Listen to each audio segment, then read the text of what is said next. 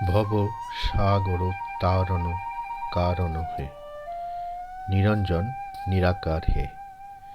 এই পংক্তিটির মধ্যেই লুকিয়ে আছে মানুষের জীবনের সবচেয়ে গভীর সত্য। আমরা সবাই এই পৃথিবীতে এসেছি এক অদ্ভুত সাগরের মাঝে, যার নাম ভবসাগর। ভবসাগর মানে শুধুই জন্ম মৃত্যুর চক্র নয়। ভবসাগর মানে দুঃখ, লোভ, অহংকার, হিংসা, ভয়, আশা আর নিরাশার অবিরাম ঢেউ। মানুষ প্রতিদিন হাসে, কাঁদে, চায়, হারায়, তবুও তার মনে এক অদ্ভুত শূন্যতা রয়ে যায়। কারণ সে ভুলে যায় সে আসলে এই সাগরের যাত্রী, মালিক নয়। মানুষ ডুবে যায় কারণ সে ভাবে এই শরীরই আমি, এই অর্থই আমার নিরাপত্তা, এই সম্পর্কই চিরস্থায়ী। কিন্তু ঢেউ যখন আসে, অসুখ আসে, প্রিয়জন চলে যায়, অর্থ হারিয়ে যায়, তখন মানুষ অসহায় হয়ে পড়ে। ঠিক তখনই মনে পড়ে কে আমাকে উদ্ধার করবে। তত্ত্ব বলে ভগবান কোনো দূরের শক্তি নন, তিনি নিরঞ্জন, কলুষহীন, তিনি নিরাকার, রূপের বাইরে। ভগবান হলেন সেই চেতনা যে তোমার ভেতর থেকেই তোমাকে ডাকছে, যে ডাক বলে ভয় পেও না, আমি আছি।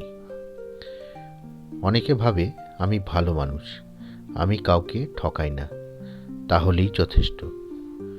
কিন্তু তত্ত্ব বলে শুধু ভালো হওয়া নয়, নম্র হওয়াও জরুরি। ভক্তি মানে ফুল ধূপ নয়, ভক্তি মানে মাথা নত করা, এই স্বীকারোক্তি যে হে প্রভু, আমি সব জানি না।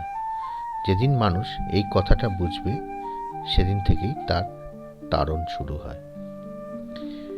নিরাকারকে পেতে বড় কিছু লাগে না, লাগে অহংকার ছাড়া একটি মন, অভিযোগ ছাড়া একটি প্রার্থনা, প্রত্যাশা ছাড়া একটি বিশ্বাস।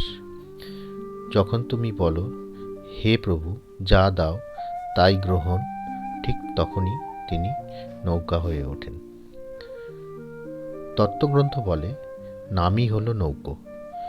রামকৃষ্ণ, আল্লাহ, জিসাস নাম আলাদা হতে পারে, কিন্তু ডাক একটাই, ভরসা। যে মানুষ নামের উপর ভরসা রাখে সে মাঝ সাগরেও ডুবে যায় না।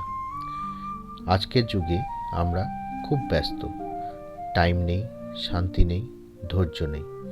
কিন্তু দিনে যদি 2 মিনিট চোখ বন্ধ করে বলি ভবসাগর তারণ কারণ হে, তাহলেই মনে হবে কেউ যেন কাঁধে হাত রাখল। সমস্যা তখনও থাকবে, কিন্তু ভয় থাকবে না। মনে রেখো, ভগবান তোমাকে দুঃখ থেকে বাঁচাতে আসেন না, তিনি আসেন দুঃখ সহ্য করার শক্তি দিতে। ভবসাগরও থামবে না, তিনি তার মাঝেই তারণ সম্ভব। কারণ তিনি আছেন, তিনি দেখছেন, তিনি তোমার সঙ্গেই আছেন।